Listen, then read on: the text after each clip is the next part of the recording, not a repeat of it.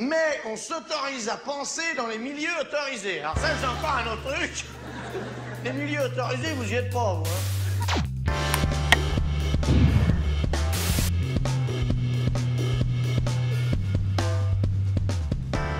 Bonjour à toutes et tous, merci d'être avec nous pour ce nouveau numéro d'OZAP. On s'autorise à penser. Faire bloc, faire peuple contre la guerre et l'état de guerre, c'est l'intitulé d'un appel qui a été lancé par la militante antiraciste Amal Bentoussi très récemment et par un collectif autour d'elle dans la lignée d'un appel précédent, d'un événement précédent qui s'intitulait Tour Zemmour Chiche. Un collectif donc autour d'Amal Bentoussi dont deux représentants sont aujourd'hui mes invités. Olivier Marbeuf. Bonjour. Salut Olivier, merci d'être avec nous. Militant décolonial, auteur, artiste. Et puis Stathis Kouvelakis. Bonjour. Bonjour, Stathis, philosophe, militant politique, membre de la rédaction de Contretemps en particulier. Cet appel, donc, je le répète, faire bloc, faire peuple, il a en ligne de mire une grande manifestation nationale qui doit se tenir le 16 novembre prochain, le 16 novembre 2025. Et il part en quelque sorte d'une commémoration ou d'un rappel. Ce sont cette année les 20 ans, en 2025, d'une part du non douloureux pour la classe politico-médiatique au traité constitutionnel européen qui était proposé par référendum, malgré une campagne médiatique absolument intense, près de 55% de non, donc, d'un côté. Et puis, c'est aussi, novembre 2025, les 20 ans des émeutes des banlieues après la mort de Zied Ebouna. Fin novembre, on célébrera la fin de ces émeutes il y a 20 ans. Moment très particulier aussi dans l'histoire du mouvement antiraciste et du mouvement décolonial français. Alors messieurs, il y a aussi, je crois, en novembre, l'anniversaire du mouvement des Gilets jaunes, qui avait commencé en 2018, à la mi-novembre, si je me souviens bien, que le média d'ailleurs très tôt avait accompagné à l'époque. Et ce mouvement représente en quelque sorte un relais, vous le voyez de cette façon, comme un relais de ce qui s'est lancé avec le rejet du TCE et de ce qui s'est lancé aussi avec les émeutes de banlieue de 2005. Alors de deux manières différentes, peut-être Stathis va peut-être aussi nous explorer cette question-là en fait de l'écho du TCE dans les Gilets jaunes. En tout cas, une forme de continuité ou un rebond.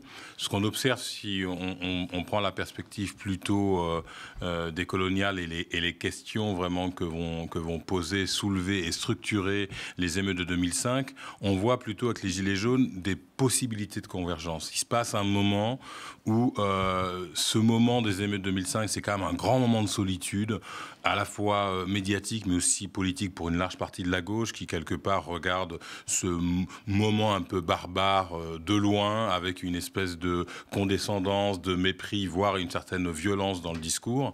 On se rappelle du discours sur les sauvageons notamment. Donc des choses qui rappellent complètement en fait la profondeur de la continuité coloniale dans l'imaginaire français à droite comme à gauche. Et donc une forme de solitude qui va pourtant être fondatrice, si on va en reparler, de toute une dynamique en fait du mouvement décolonial. À ce moment-là, quelque chose apparaît et démarre qui va prendre corps. Et les Gilets jaunes, c'est comme un espèce de rappel intermédiaire un peu impur d'une possibilité de convergence qui peut-être est le sujet de ce qui va nous amener vers le 16 novembre prochain. C'est-à-dire plus simplement d'un côté la question du TCE et son anniversaire et de l'autre côté, de manière totalement hermétique, la question de l'anniversaire des banlieues, mais peut-être un début d'anniversaire qui est aussi les traces de possibles convergences.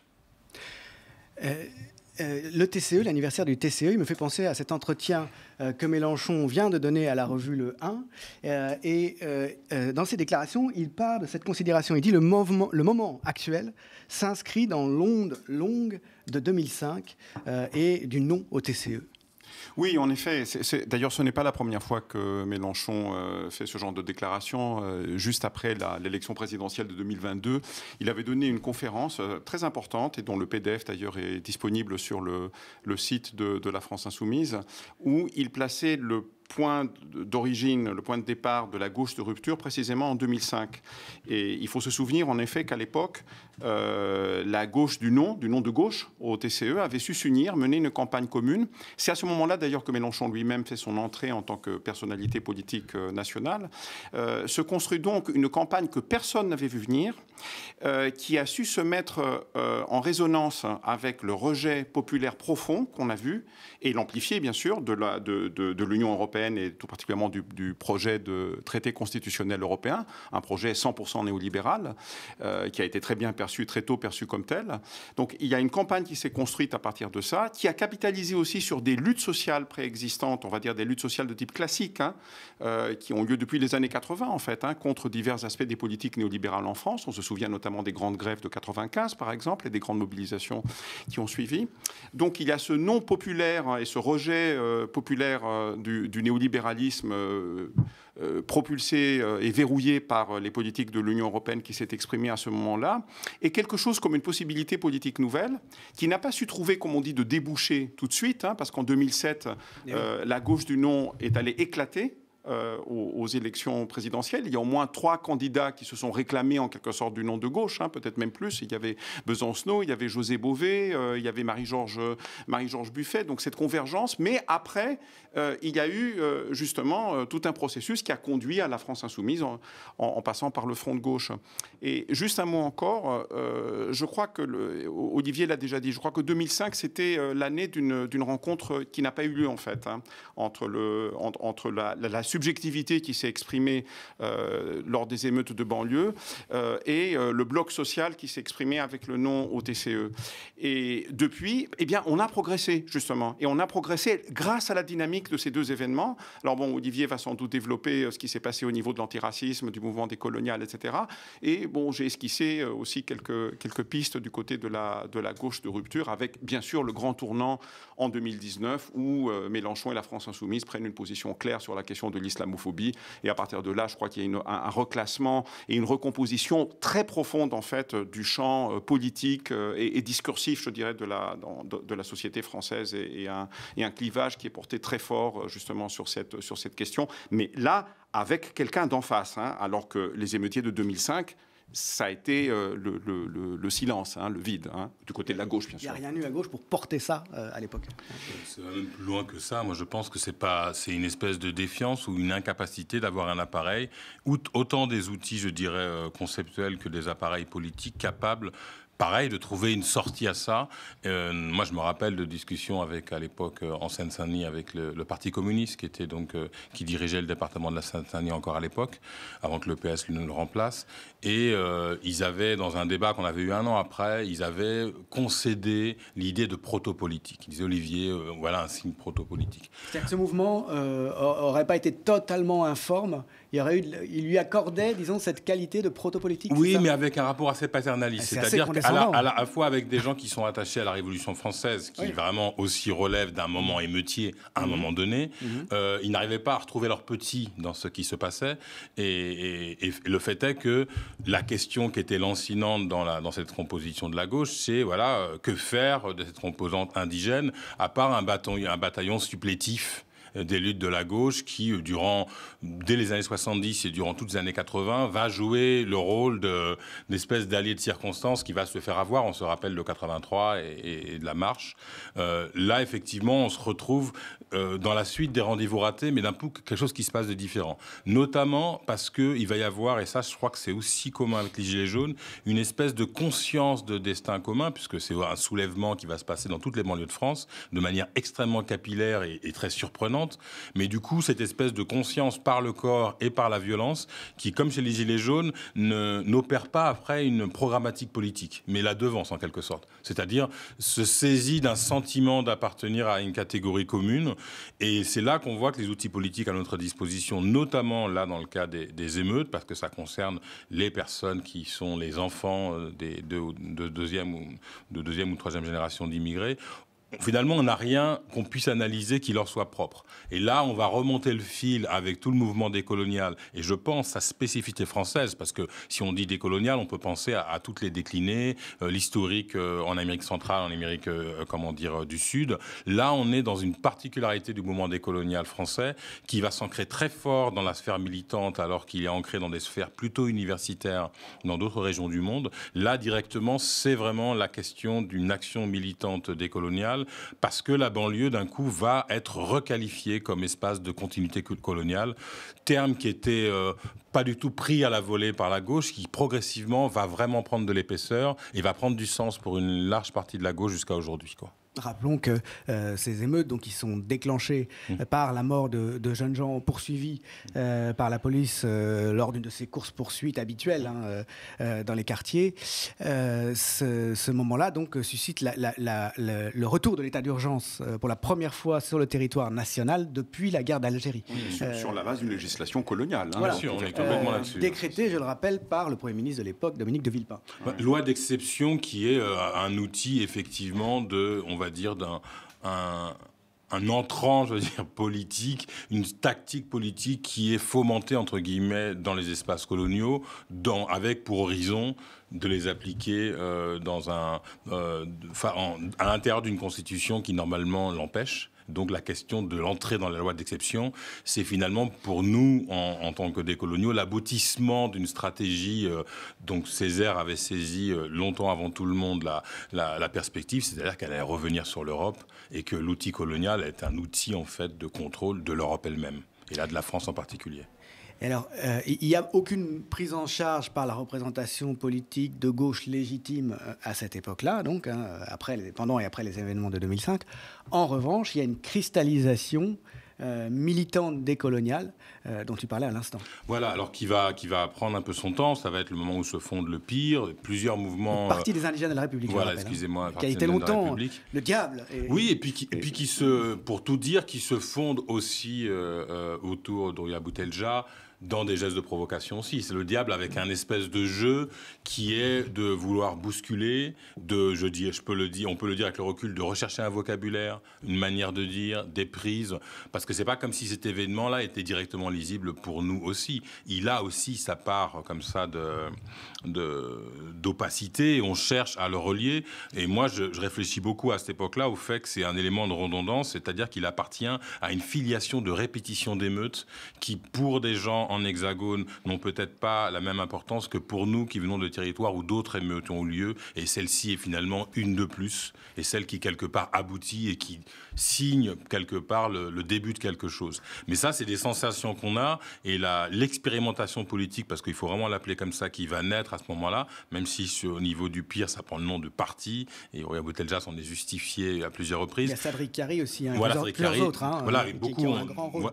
Ils vont jouer un rôle très fort, mais ils choisissent le nom de parti, mais autour de ça, il y a une galaxie de gens qui vont rechercher, autant dans le milieu de l'activisme vraiment type parti, mais aussi dans le secteur associatif, et c'est essentiel aussi, autour du champ de la pensée. Parce que ce qui a avancé et ce qui va être un vrai débat interne à la gauche de rupture, c'est qu'il va y avoir de la production en termes de pensée, en termes analytiques, de où nous mène ce type de geste-là dans une perspective politique longue.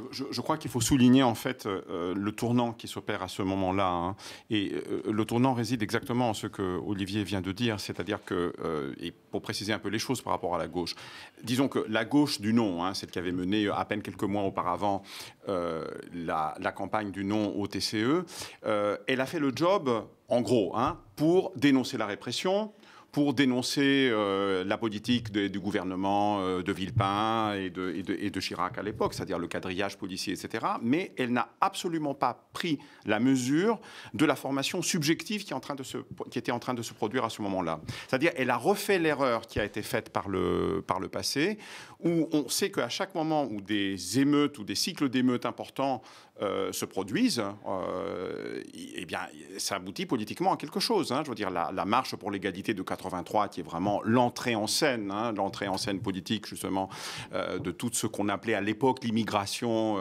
post-coloniale, est précédée par les émeutes des Minguettes.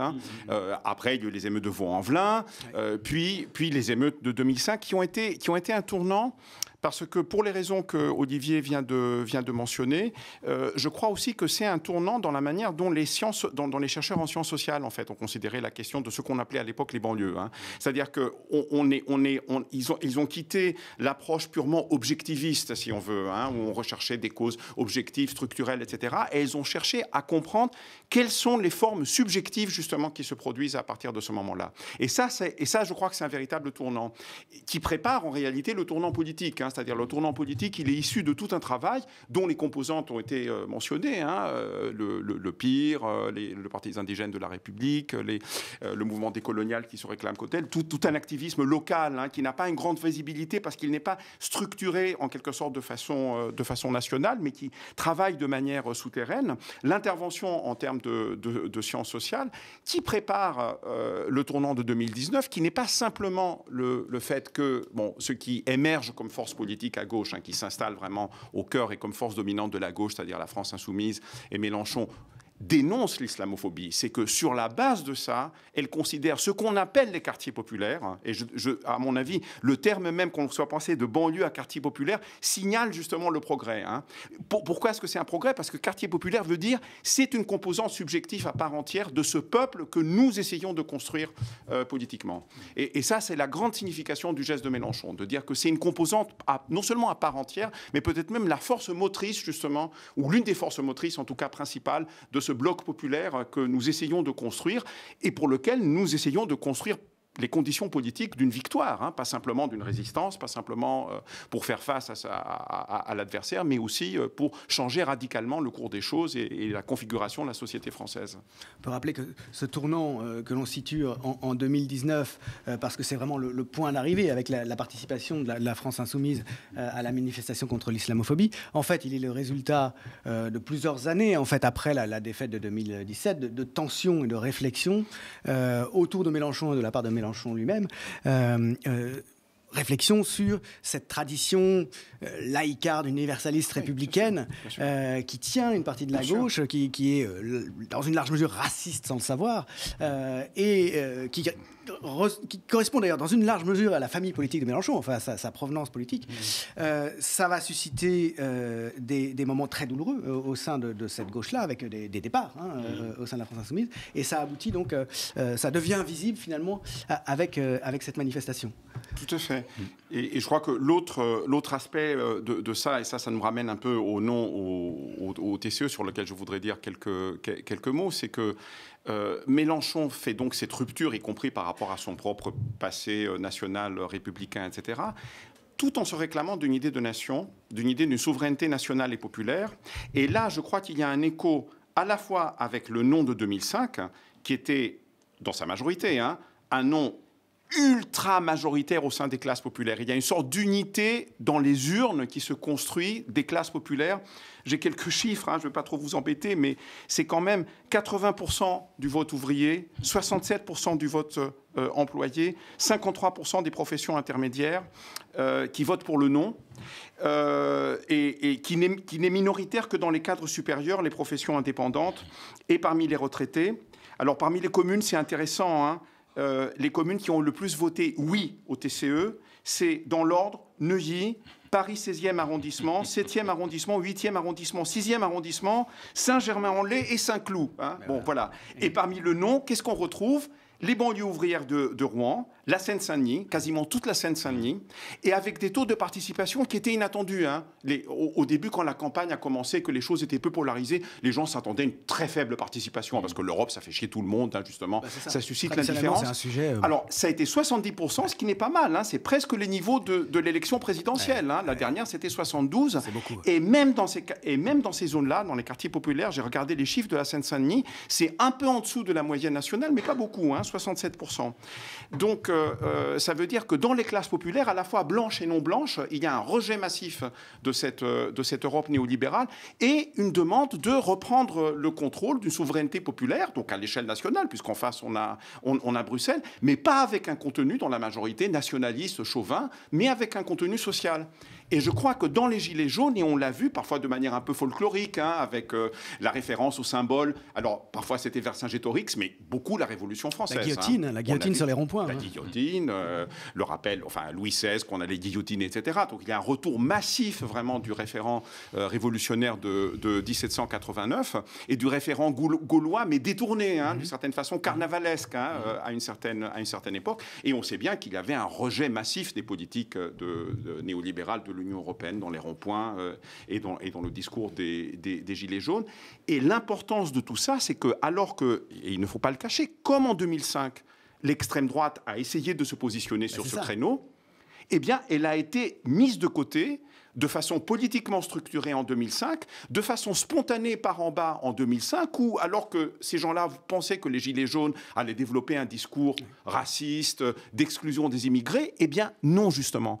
Ils ont perçu dans cette sorte de sagesse populaire que c'était un sujet qui allait les cliver, qui allait les diviser, donc qui allait conduire à l'échec du mouvement. Ils ont complètement mis ça de côté dans leurs revendications et ils ont tout centré sur les revendications de justice sociale et fiscale. Et démocratique, bien sûr, avec l'idée du RIC, enfin, et de reprise en main de la souveraineté populaire. Les plus jeunes ne peuvent pas s'en souvenir, mais en 2005, ce vote non massif dans les classes populaires avait été en quelque sorte une réponse aussi à une campagne de propagande, il n'y a pas d'autre mot, médiatique absolument incroyable. Enfin, je veux dire, qui allait annoncer ce qu'on vit actuellement, j'ai envie de dire. Oui, il y a des chiffres qui ont été donnés. Il y a des gens, des spécialistes des médias qui ont étudié dans le temps de parole sur les chaînes de télé, parce qu'à l'époque, c'était essentiellement les chaînes de télé, les réseaux sociaux, tout ça, ça n'existait pas. C'était plus de 90% du temps de parole qui était accordé pour le oui. Plus de 90%. Pourquoi ? Parce que contrairement à Maastricht en 1992, où le non en Maastricht avait été hégémonisé en fait par la droite gaulliste. C'était Seguin et Pasqua qui avaient mené essentiellement la campagne du non. Pas que, mais c'était eux qui avaient dominé. Eh bien, en 2005, c'était la gauche, justement. Et la gauche n'a pas eu le droit de citer, enfin très peu dans les médias. Et là, on a eu vraiment le consensus total de tous les éditocrates.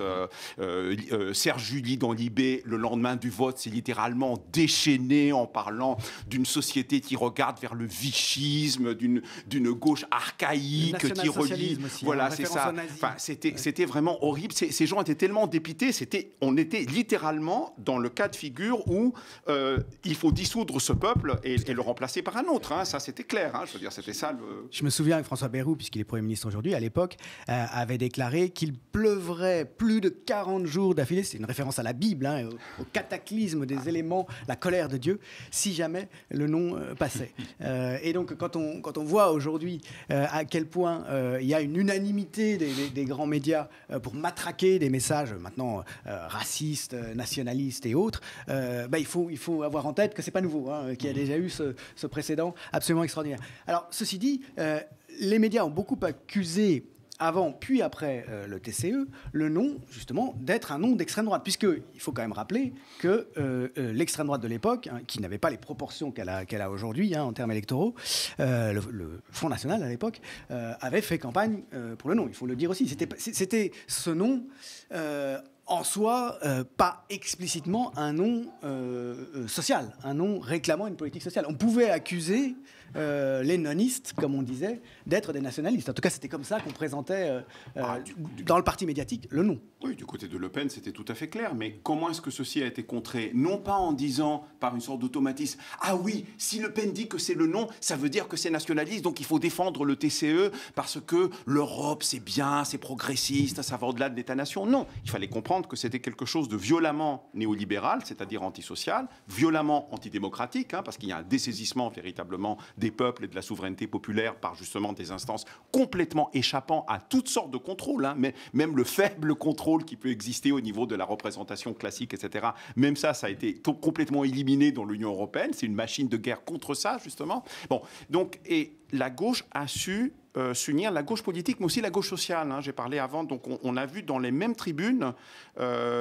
question politique, côté politique, c'était la LCR, une minorité du PS, avec Mélenchon, une minorité des Verts, parce qu'il y a eu des référendums internes dans ces deux partis où plus de 40% des militants, aussi bien au PS que chez les Verts, étaient pour le non, en fait. Donc ça a vraiment clivé de façon transversale la gauche. Il y avait le PC, il y avait la LCR, mais il y avait aussi la CGT, il y avait Attac, il y avait la Confédération paysanne. Donc il y avait des secteurs importants du mouvement social qui ont construit véritablement cette campagne, qui a été un moment de politisation intense. Il y a eu un nombre incalculable de réunions qui allaient de grands meetings à des toutes petites discussions de quartier, etc.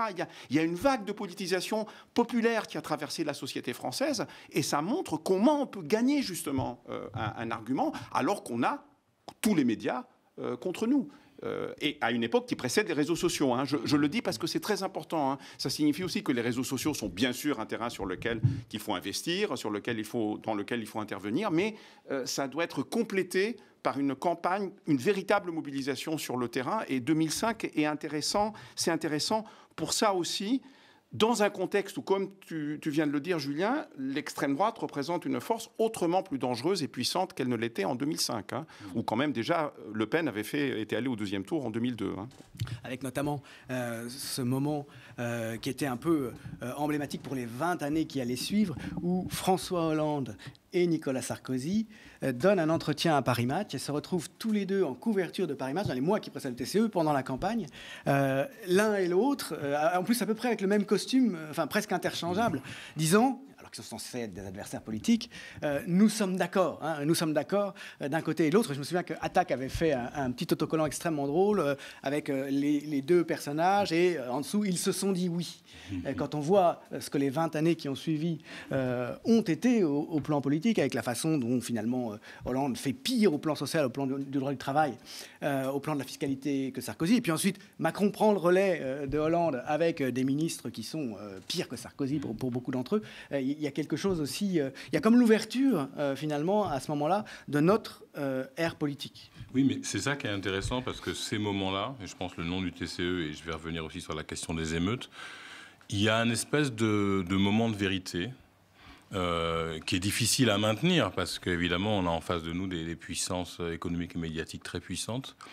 Mais il y a un moment de vérité, c'est-à-dire qu'en fait, c'est la fin du cycle d'un récit, et notamment de cette opposition droite-gauche artificielle dans le bloc bourgeois. C'est là que naît en fait la visibilité du bloc bourgeois et qui doit se défaire d'un peu un grand récit républicain qui l'aura mené jusqu'à Maastricht à peu près, et qu'on passe dans quelque chose d'autre. Et que là-dessus, c'est aussi pour ça qu'il y a une progression d'un bloc contestataire, de rupture, et donc avec une composante décoloniale. C'est que finalement, il y a une victoire sur quelque chose qui était dit et redit en disant « mais en réalité, ces gens-là ont des intérêts communs ».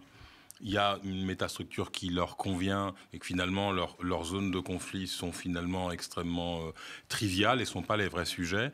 Ils l'ont nié en occupant la scène politique très longuement avec des fausses oppositions, je veux dire de Mitterrand jusqu'à aujourd'hui. Et là se passe quelque chose où de deux manières différentes, les gens disent on ne vous croit pas. On ne vous croit pas, mais en plus, on n'attend rien de vous. Et ça, c'est la deuxième chose, c'est se défaire d'élites de référence dans une structure en fait politique extrêmement paternaliste comme celle de la France avec l'élection présidentielle. Donc la figure du père, le rapport qu'ont les Français avec l'État, avec quelque part l'État comme une espèce de membre de ta famille, l'éducation qu'on a eue de cette espèce d'État, si ce n'est bienveillant, c'est peut-être le père un peu sévère, mais si on voit la succession de présidents de Mitterrand à Chirac, je pense que Sarkozy marque une rupture en étant le jeune fils turbulent, mais jusque-là, il y avait quelque part de Gaulle à Chirac une espèce de continuité, d'une performance presque familiale qui, moi, d'un point de vue et en tant que Guadeloupéen, je vois la continuité aussi paternaliste, en fait, qui concernait les populations non blanches.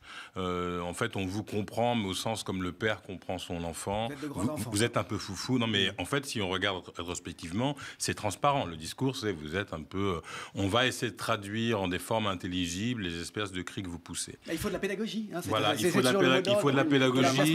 Il ne faut pas changer la politique. Et du fusil, de la matraque et en même temps. Le fameux en même temps est déjà là, puisqu'en fait... Il faut mieux expliquer la politique. Voilà. Et là, peut-être que l'angle mort, en fait, d'une partie de la gauche, c'est que je pense qu'il s'appuie sur des outils sociologiques qui ne veulent pas prendre la catégorie de la race comme catégorie politique. C'est aussi, je pense, un des héritages de l'importance de Pierre Bourdieu dans la sociologie française. Et peut-être l'absence de rencontre, pour moi, entre Pierre Bourdieu et Stuart Hall. Et Stuart Hall était intéressé par rencontrer Pierre Bourdieu, mais Pierre Bourdieu était moins intéressé dans l'autre sens. Et cette espèce de non-synchronisation va faire qu'en Angleterre et en France, deux phénomènes très différents vont se produire. Mais en tout cas, pour revenir à 2005, ça introduit aussi une catégorie qui, à mon avis, est très intéressante et va nous relier à Gilets jaunes, un peu avec ce qu'a dit Statis juste avant, c'est-à-dire quand il va parler d'une subjectivité. Pourquoi c'est important? C'est notamment parce que c'est d'une certaine mesure une prise de parole qui n'est pas demandée mais qui est prise. On pourrait très bien se dire, on ramène ça à la marche de 83, oui. Mais la marche de 83 est une marche, ça dit bien son nom, c'est un ordre d'un point à un autre, c'est finalement une convergence vers une forme de respectabilité qui plane sur l'histoire immigrée française, c'est-à-dire on se rebelle et puis après on veut rentrer dans une forme de reconnaissance. Là, l'émeute n'est pas une politique de reconnaissance, c'est une politique de rupture par rapport à la reconnaissance parce qu'elle ne reconnaît pas au pouvoir la possibilité de reconnaître ce que c'est. Donc ça crée un espèce d'objet qui échappe, qui pour moi est vraiment l'objet opposé de 83. C'est les enfants d'eux, mais c'est l'objet opposé. C'est l'anti-SOS racisme. Complètement, c'est le refus de la reconnaissance. Et dans ce refus de la reconnaissance, par contre, il y a une introduction qui va être durable dans le mouvement décolonial et qui va pour moi influencer la gauche de rupture, c'est l'introduction des affects. Et moi, le Mélenchon de 2022, quand il commence à dire Mohamed, c'est un bon prénom, où il parle... Moi, je prends pas ça à la légère. Il se dit les émotions, et donc pour ça que moi, j'ai gardé le terme d'émeute, là où certains préféraient parler de révolte ou de soulèvement populaire. La question de l'émeute comme élément aussi émotionnel, et donc l'intelligence émotionnelle et la mémoire émotionnelle sont mis en jeu, et notamment un endroit, pour moi, dans l'histoire décoloniale et son influence sur la gauche, sur le fait de remettre en jeu nos attachements et le rapport à des questions de tradition qui vont se rejouer de manière non conservatrice, comme à l'endroit de la nation où le Front National va dire « nous, on est pour les traditions », c'est dire « nous, on est aussi pour les traditions », mais dans un rapport de pratique, de renouvellement, une tradition vivante et pas tradition morte. Donc, quelque part, la possibilité de venir reprendre des attachements et des affects, c'est-à-dire être inscrit, être attaché, avoir un rapport à la tradition, avoir y compris des rapports, des affects religieux, des spiritualités, sans qu'ils soient capturés en fait par l'extrême droite. Et je crois que c'est l'une des influences majeures du mouvement décolonial sur la gauche dans ces 20 dernières années, quoi. C'est un des apports majeurs que cette critique de la modernité non réactionnaire, en fait. Bien sûr. Je crois qu'il faut mentionner quand même, je suis d'accord avec ce qu'a dit Olivier, mais il faut mentionner quand même une figure intellectuelle absolument majeure et centrale, dont on mesure l'importance, je crois, encore mieux maintenant que de son vivant, qui a réalisé la rencontre dont tu viens de parler, Olivier, entre Pierre Bourdieu et Stuart Hall. C'est Abdelmalek Sayad, bien sûr, sans le savoir. Hein. Donc Sayad est vraiment un pionnier, hein, on peut le dire. Hein. Je ne sais pas s'il a utilisé lui-même le terme décolonial, mais enfin, c'est totalement incontournable.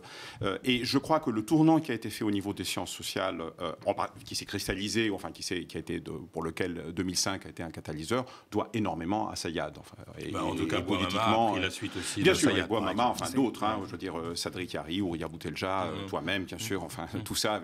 Bien sûr, il y a Césaire, bien sûr, il n'est pas le seul, hein, mais je veux dire, dans le domaine quand même des sciences sociales, hein, et par rapport à l'immigration postcoloniale, il y a quelque chose de tout à fait central qui se fait.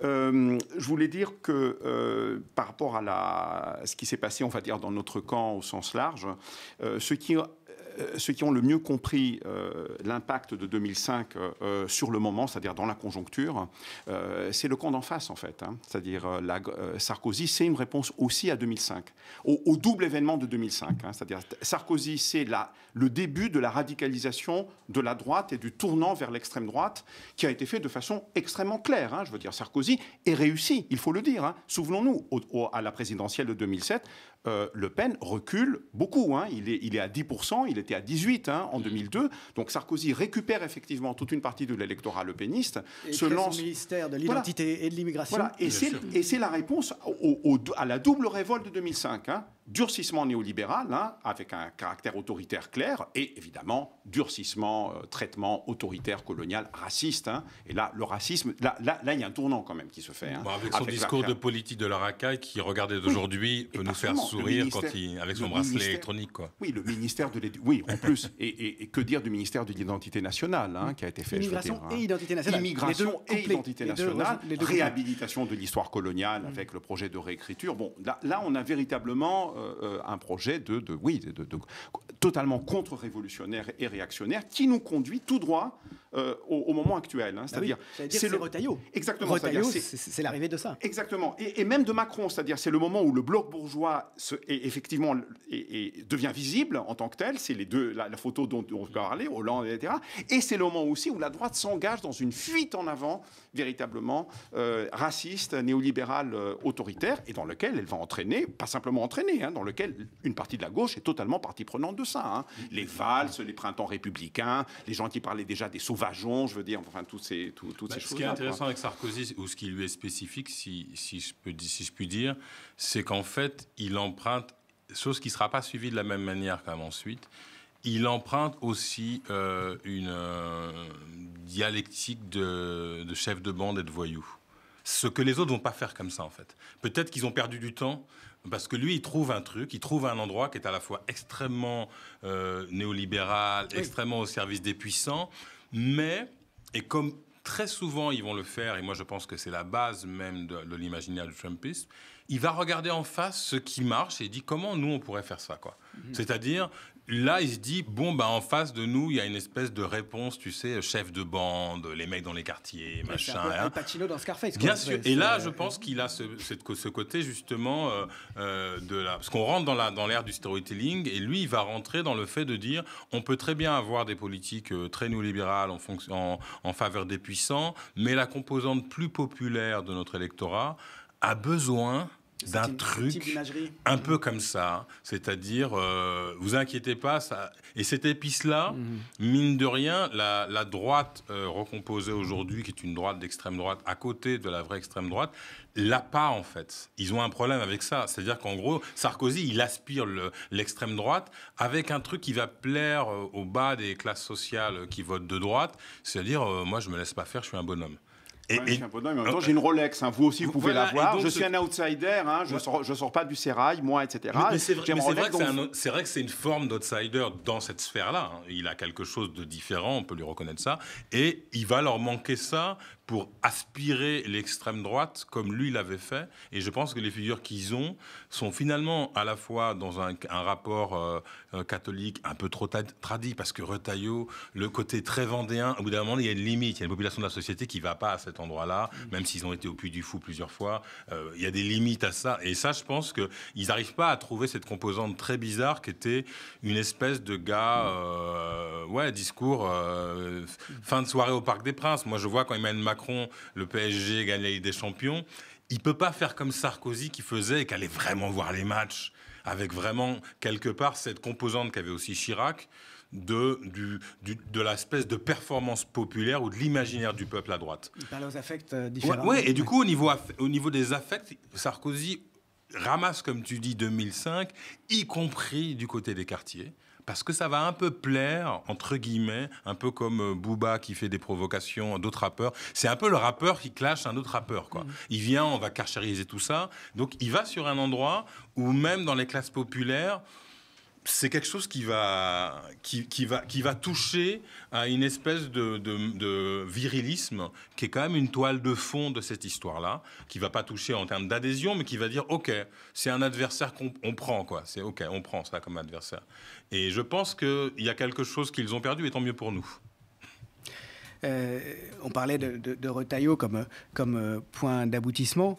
Il s'est illustré, entre autres, avant de devenir ministre, avant d'organiser des rafles à des fins de communication, en tout cas mise en avant en termes de communication à la gare du Nord, pour essayer de filtrer les populations et trouver des clandestins avec des bus qui attendent, enfin, ce qui rappelle, là encore, l'histoire coloniale, l'histoire de Vichy et l'histoire coloniale. Avant d'être au pouvoir et de faire ce genre de choses, il s'illustre en 2023 au moment des émeutes consécutives à l'assassinat par un policier de ce jeune homme d'origine maghrébine, Naël, en déclarant, avec un racisme absolument extraordinaire, tant il est assumé, que la cause de ces émeutes de banlieue, c'est le retour de la culture des immigrés. C'est ça, c'est la culture des ancêtres. Ces gens sont des sauvages, ce sont des descendants de sauvages, et c'est pour ça qui font des émeutes.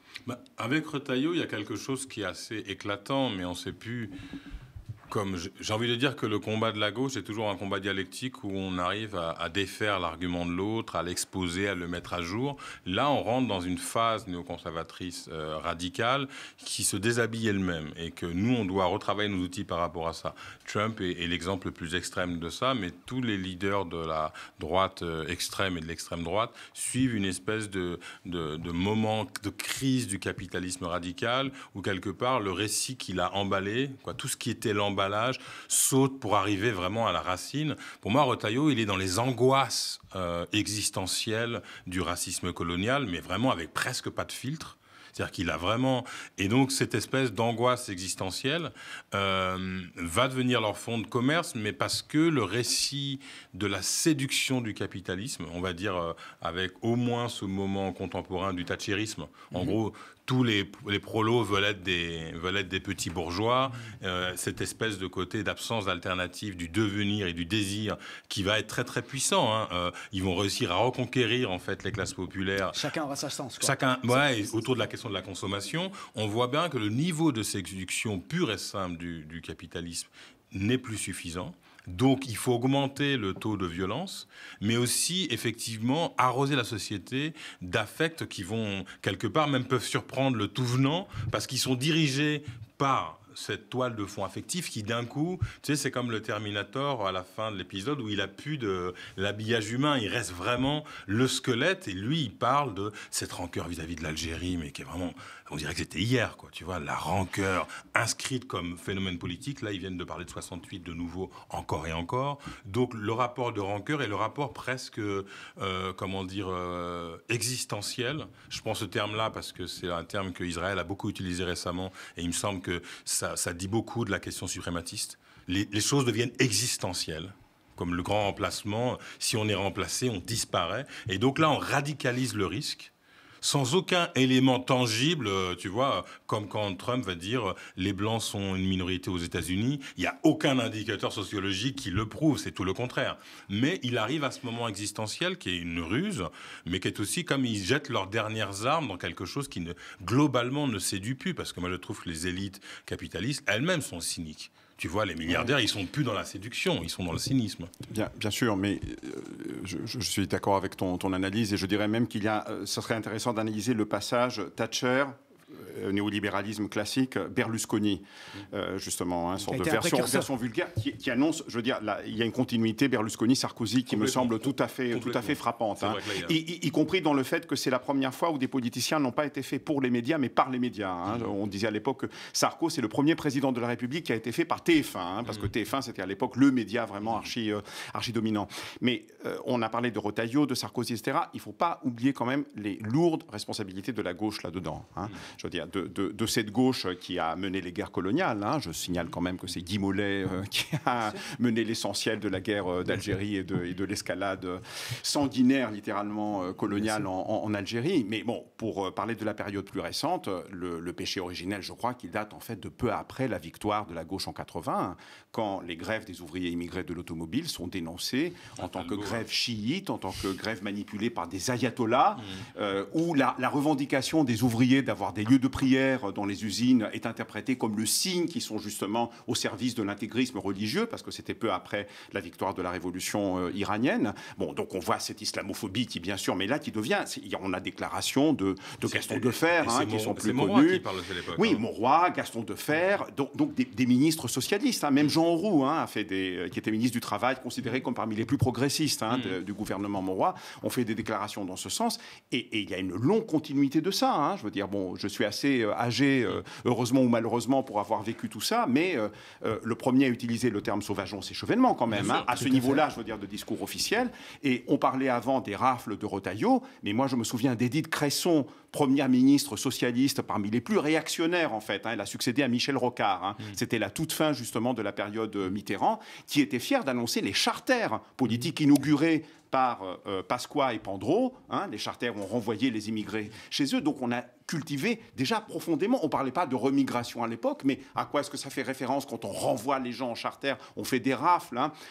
Paris, en 86, quand la droite passe et que Pasqua et Pandro deviennent ministres et vice-ministres de l'Intérieur, c'était terrifiant, l'ambiance policière qu'il y avait. C'était des contrôles policiers absolument partout, des rafles qui étaient organisées systématiquement, des bavures qui étaient vraiment des faits absolument quotidiens, et le fantasme qui est cultivé que voilà, qu'on va les renvoyer, qu'on va se débarrasser de ces éléments, de ces sortes, d'étrangers, immigrés, on disait à l'époque, évidemment, derrière les immigrés, il y avait les Français de deuxième, troisième catégorie. C'est ce truc absolument absurde. Heureusement, ça a un peu reculé. Les immigrés de deuxième génération ou de troisième génération, comme si être immigré est quelque chose, est une qualité qui se transmet héréditairement. Mais oui, bien sûr, c'est ça le racisme, justement. Enfin, c'est même la personnification de l'imaginaire raciste, une sorte de stigmate qui se transmet de manière héréditaire, qui est bien sûr somatisé, qui doit être visibilisé, et s'il ne l'est pas, eh bien on va le visibiliser, on va faire tout en sorte pour qu'il soit le plus visible possible. Donc c'est par rapport à tout ce lourd héritage qu'il faut prendre la mesure de ce qui se passe, certes avec un décalage, qui a eu un coût politique. Je veux dire, le fait que la gauche a beaucoup tardé, d'accord, il y a un rattrapage qui se fait à partir de 2019 en particulier, mais l'héritage est lourd et le gérer. Et bon, moi je trouve que les quartiers populaires font preuve d'une générosité absolument extraordinaire en se mobilisant maintenant, y compris sur le terrain électoral, en se mobilisant pour la Palestine, en soutenant justement cette gauche de rupture qui émerge autour de Mélenchon. Je crois que il y a une sorte de générosité extraordinaire justement, mais aussi de lucidité politique, parce que les choses sont quand même très graves et on sait que s'il n'y a pas là une riposte et un sursaut, on sera vraiment quelque part dans la merde. Voilà. Venons-en alors aux perspectives, puisque c'est le sens de cet appel, donc lancé, je rappelle, par Aman Bentoussi, faire bloc, faire peuple, avec cette manifestation du 16 novembre. Quels sont les objectifs tactiques et stratégiques alors de cette mobilisation? Ce qu'on peut dire, parce que là on a parlé un peu de ce double mouvement, mais on a commencé aussi à parler alors bon, le terme de convergence devient un peu galvaudé, mais on va dire de maillage. C'est commencer à consolider ce qu'on a aperçu à travers plusieurs mobilisations ces dernières années, on va dire depuis les Gilets jaunes, et la manière même dont l'événement Gilets jaunes a été accueilli dans une partie de la gauche et de rupture et de la gauche décoloniale. Et cet accueil, ce bon accueil, ce désir de réfléchir à comment faire ensemble, c'est essayer de le consolider. Parce qu'il faut aussi répondre, pour poursuivre ce que dit Statis, c'est de parler de la perspective, c'est de dire qu'il faut savoir que la gauche de gouvernement du bloc bourgeois, la gauche, le Parti socialiste notamment, et une partie des Verts, ont une réponse quand même à la question de l'immigration postcoloniale en France, qui est une réponse qui a été d'abord morale et qui est devenue néolibérale. Et donc, quelque part, nous, c'est consolider l'autre réponse, la réponse politique. La possibilité d'entrer en politique, plutôt que se dire, on va vous donner de la visibilité, on va vous donner de la reconnaissance. Moi, je trouve qu'il faut vraiment lire le mouvement politique qui se cristallise en même temps que la débauche par des gouvernements de gauche ou de centre-gauche ou macronistes de tout un ensemble d'événements culturels, de valorisation et de politique de reconnaissance, j'en parle parce que c'est le secteur dans lequel je travaille, qui sont des vrais contre-feux contre la politisation de cette nouvelle génération, notamment chez les assez jeunes qui entrent en politique dans un moment de crise, mais qui voient des espoirs politiques dans notre camp, de manière assez inattendue, pareil, de manière assez généreuse, des militants des quartiers, etc. Donc là, c'est quelque part consolider, d'une part, toutes ces choses qui sont un peu dans l'air, peut-être commencer à donner au corps à une espèce de manière de travailler ensemble ou une plateforme assez vaste. On sait que les méfiances politiques ont des raisons d'être. L'histoire nous apprend qu'il y a des méfiances politiques qui sont tout à fait légitimes au sein des compositions à gauche. Donc je pense que déjà le 16 et au-delà, c'est une tentative de créer des nouveaux modes de composition, peut-être où il n'y a pas des forces hégémoniques complètement centrales autour desquelles on se rassemble, mais avec lesquelles on construit des possibilités et sur lesquelles on mappe un ensemble de territoires très local. Ça va être aussi des événements qui vont se passer en région, dans les campagnes, dans les villes, et puis des secteurs qui sont de plus en plus larges, qui vont de la guerre au champ de la culture. Donc là, quelque chose, une société civile, en gros, qui se recompose, et dans laquelle, effectivement, la rencontre entre, je dirais, la figure du gilet jaune et la figure de l'émeutier serait le symbole d'une politisation commune et pas séparée. Et qui soit capable, quelque part, de se considérer mutuellement, donc avec une demande de reconnaissance qui ne va plus en direction du bloc bourgeois, mais qui va horizontalement en direction de ceux avec lesquels on lutte. Et cette question de la politique de reconnaissance, pour moi, elle est centrale, parce que partout dans le monde où il y a eu des mouvements importants minoritaires, ce qui les a absorbés et détruits, c'est paradoxalement ce discours de reconnaissance. On peut le voir au Canada, par exemple, en partiellement aux États-Unis, en partie aussi au Brésil. C'est-à-dire que les formes de reconnaissance, finalement, sont des formes de... Ça bloque la relation entre un pouvoir qui dit « nous, on vous reconnaît » et seule notre reconnaissance compte. Là, pouvoir se reconnaître à l'intérieur d'un camp de gauche de rupture est beaucoup plus difficile qu'on croit, parce que ça veut dire qu'on doit créer une valeur de notre reconnaissance. C'est-à-dire que ça doit valoir la peine et on doit avoir envie, se sentir honoré d'être reconnu plutôt par cela que par un bloc bourgeois qui a une puissance économique indéniable et qui a une capacité de mise en visibilité qu'on n'a pas. Quand tu dis la reconnaissance néolibérale, la reconnaissance par l'État, c'est l'affichage des minorités visibles, c'est ça? Ça va être Paris Noir.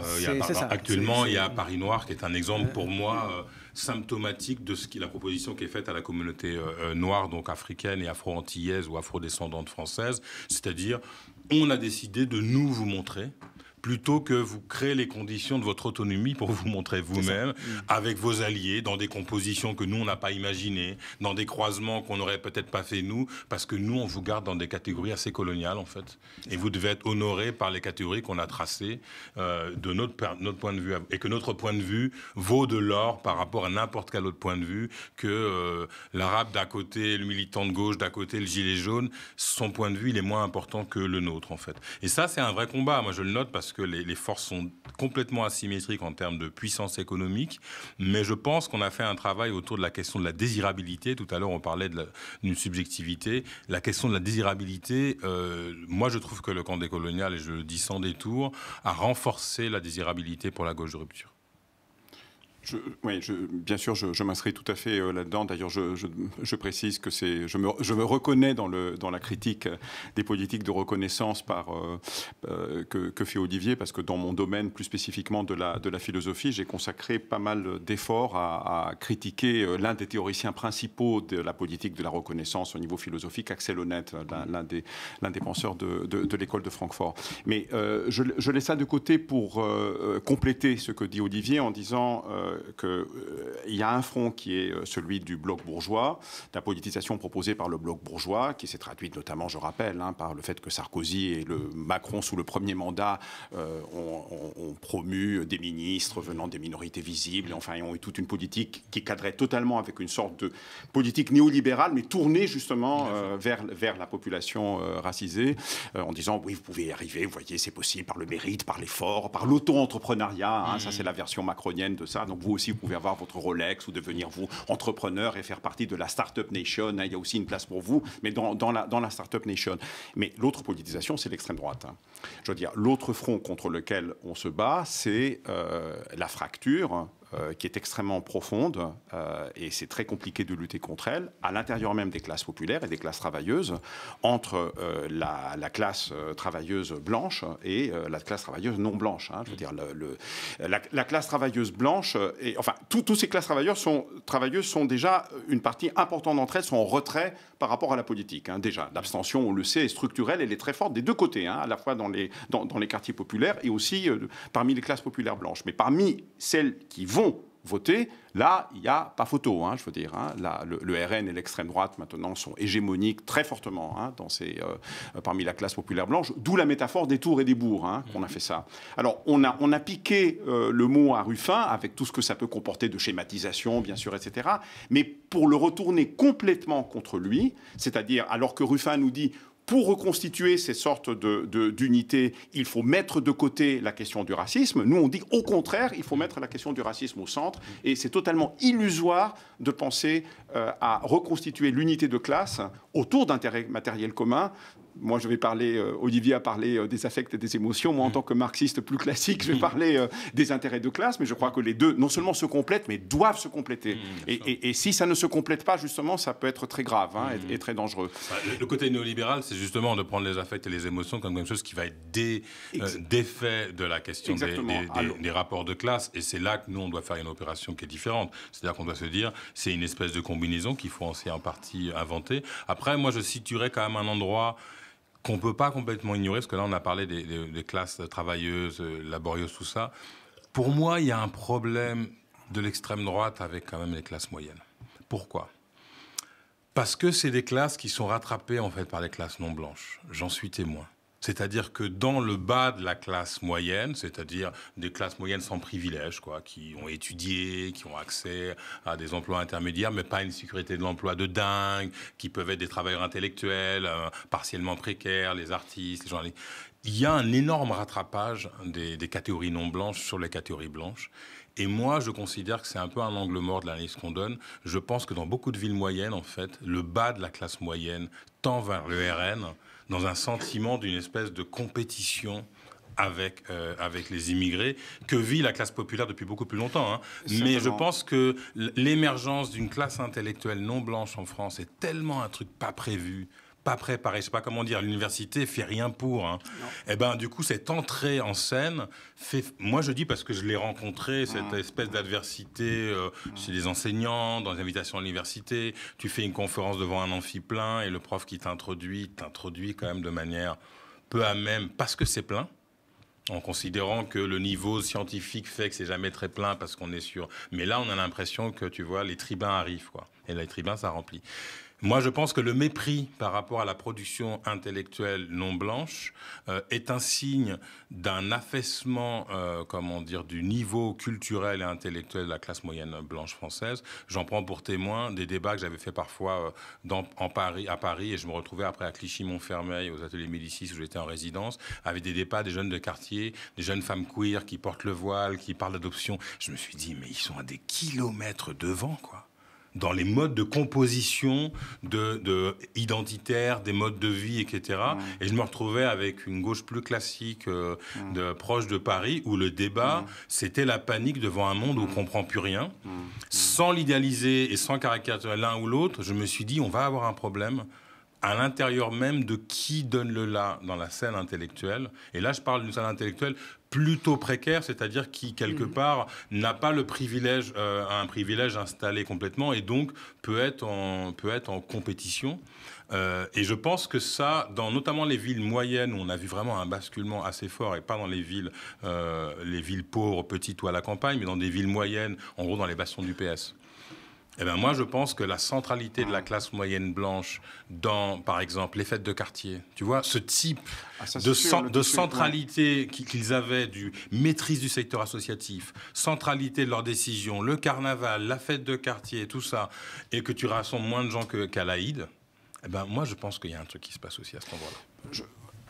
Je suis, disons, partiellement d'accord avec toi. C'est-à-dire, je suis conscient du fait que, pour parler d'un milieu que je connais un peu plus, que, par exemple, l'émission de Fickelkraut a énormément d'auditeurs dans les salles des profs. Voilà. C'est même la majorité, c'est sa base sociale. Et là, il y a effectivement cette forme de déclassement joue... Oui. Alors, mais ça joue, attention, les copains enseignants vont te dire que c'est générationnellement quand même assez clivé. Ça concerne surtout les gens au-dessus d'une certaine génération. Ouais. Bon, après, à un niveau de masse, ce qu'on voit, c'est que quand même le diplôme est très très discriminant, hein. Y compris dans les classes populaires d'ailleurs, hein. Je me réfère par exemple aux travaux du collectif de sociologues Focal, hein, qui ont fait des études comparatistes très précises en comparant l'électorat populaire du Nord et d'un endroit de la grande banlieue parisienne, Villeneuve-Saint-Georges. Et il montre très bien que le niveau inégal de propension à voter, disons pour l'extrême droite, est quand même assez étroitement corrélé à la question du diplôme, hein. C'est-à-dire ceux qui ont les fractions, on va dire, des classes salariées, hein, qui ont un diplôme, se sentent moins exposés à la concurrence, surtout dans des zones où les emplois qualifiés sont quand même plus accessibles, par exemple en Île-de-France, alors que dans des endroits comme le Nord, il y a une compétition féroce pour des endroits peu qualifiés, justement. Et là, effectivement, il y a un phénomène classique, hein, de compétition sur le marché du travail entre les Blancs et les non-Blancs qui peut jouer, alors que les partis des classes populaires qui sont dans une voie d'ascension sociale, justement, ont une autre représentation de la possibilité politique. Et là, on voit que la gauche de rupture fait des scores, et la France insoumise en particulier fait des scores extrêmement importants, y compris dans les fractions blanches, hein, de ces classes populaires. Donc, je crois que ça, c'est un élément qu'il faut prendre en compte. Et je te rejoins en disant que, incontestablement, je veux dire, dans la société française, on a affaire à cette force, à cette énergie qui vient des quartiers populaires et qui irrigue le champ culturel, le champ intellectuel, et maintenant aussi le champ politique, je veux dire, hein. Et il y a il y a beaucoup de choses qui ont contribué à ça. Et nous, pour revenir donc à la manifestation du 16, on s'inscrit pleinement dans ce mouvement, mais en disant, et c'est ça, je crois, le sens de la référence aux Gilets jaunes, attention, dans cette nouvelle France dont parle Mélenchon, dans ce bloc populaire, il ne faut surtout pas oublier et mettre de côté les classes populaires blanches. Il ne faut surtout pas les abandonner à l'extrême droite. Il ne faut surtout pas les considérer comme étant pour ad vitam, en quelque sorte, perdus, hein, surtout pas. Surtout que les Gilets jaunes indiquent la possibilité qu'il est tout à fait possible, sur des thématiques de justice sociale, sur des thématiques de démocratie, de souveraineté populaire et d'une idée de la nation qui n'est bien sûr pas l'idée nationaliste, mais qui est l'idée qu'il y a dans nos traditions, hein. Nous aussi, on a notre tradition nationale, hein.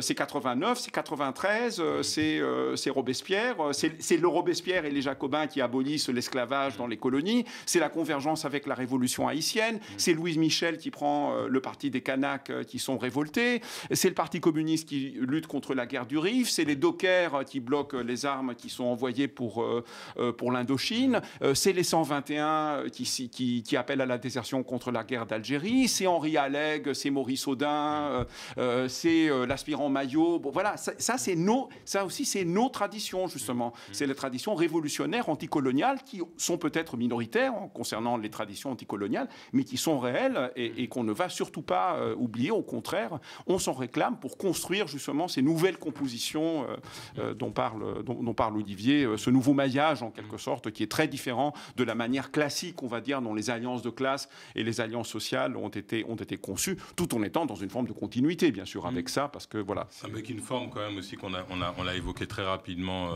tout à l'heure, le contexte de la guerre. Comme contexte aussi... C'est le sous-titre de l'appel. Hein. Voilà, tout à fait. Je le rappelle, contre la guerre et contre l'état de guerre, puisque évidemment, il y a cette ressource ultime qui, historiquement, a toujours permis de mettre un terme à la montée des peuples, hein, à la montée éventuellement des aspirations démocratiques réelles. Cette perspective qu'est la guerre, qu'Emmanuel Macron, par exemple, hein, attend, on sait bien, ça fait très longtemps, il y a des textes très troublants, assez anciens de lui, hein, dans lesquels il dit que son espoir, c'est que finalement la mollesse des Européens qui n'ont pas connu la guerre va être remise en cause, hein, qui vont être obligés de se ressaisir parce que la guerre pourrait bien arriver. Et on voit aujourd'hui, hein, ces temps-ci, de quoi il s'agit. Après, voilà, comme on le dit, c'est la guerre et l'état de guerre. C'est-à-dire, il y a la guerre en tant que telle, parce que maintenant, les guerres ont des formes et des intensités qui sont différentes des guerres précédentes, mais elles sont aussi beaucoup plus permanentes. Et donc, la question de l'état de guerre, c'est la question de sortir de ce que la Constitution, par exemple, française, donne comme cadre et en sortir de manière permanente avec les principes de loi d'exception qui sont effectivement là des continuités coloniales ou même des imaginaires de stratégies politiques coloniaux qui sont réimportés dans la France d'aujourd'hui.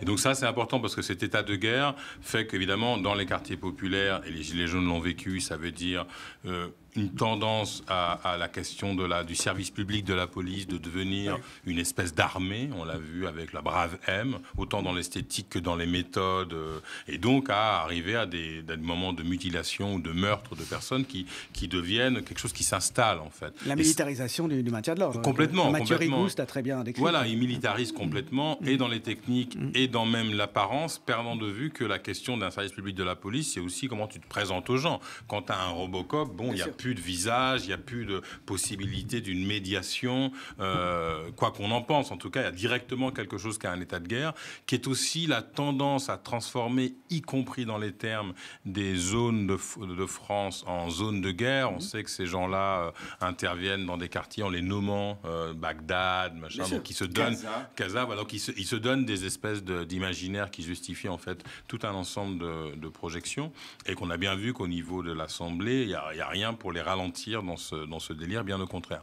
Donc cette espèce d'état de guerre est aussi un endroit qui est à la fois un endroit contre lequel on lutte évidemment, mais aussi un endroit à partir duquel on voit qu'un imaginaire commun se construit. Parce que là, pour le coup, ce que dit Macron, c'est qu'à un moment donné, dans la guerre, il y a des formes de solidarité qui vont se construire, parce que là, ça devient de nouveau existentiel. Mais lui, il le voit depuis les puissants qui vont regarder les autres faire la guerre. Nous, on discute entre gens qui vont être concernés par la guerre dans leur chair directement. Donc il y a quelque chose, et je pense que là, je l'ai dit déjà, mais avec les Gilets jaunes, c'est parce qu'à un moment donné, ils sont concernés dans leur chair par ce que l'État policier produit, qui, en quelque sorte, ils découvrent un état de l'État qu'ils ne soupçonnaient pas, en allant se confronter à des types de violences dont ils considéraient qu'ils ne pouvaient pas être l'objet. Et donc cette découverte-là est une découverte qu'on peut positiver dans nos alliances, en disant on est bien d'accord, il y a bien un processus de criminalisation du corps minoritaire, qu'il soit populaire blanc ou qu'il soit non blanc. Là-dessus, on converge paradoxalement dans quelque chose qui pourrait être vu comme une négativité. Bon, et on converge aussi sur le fait que l'état de guerre, c'est l'état policier, comme vient de le dire Olivier, mais c'est aussi l'explosion des budgets militaires, des budgets consacrés à la défense. Et là, je reviens encore à 2005 et au non-traité constitutionnel européen, le grand argument avec lequel on a vendu l'Union européenne, c'est la paix. L'Union européenne, c'est la paix, c'est l'Europe qui a été construite sur la paix, etc. Et maintenant, on voit que l'Union européenne est justement le levier qui permet d'accélérer la militarisation. 800 milliards pour le programme Rearm Europe.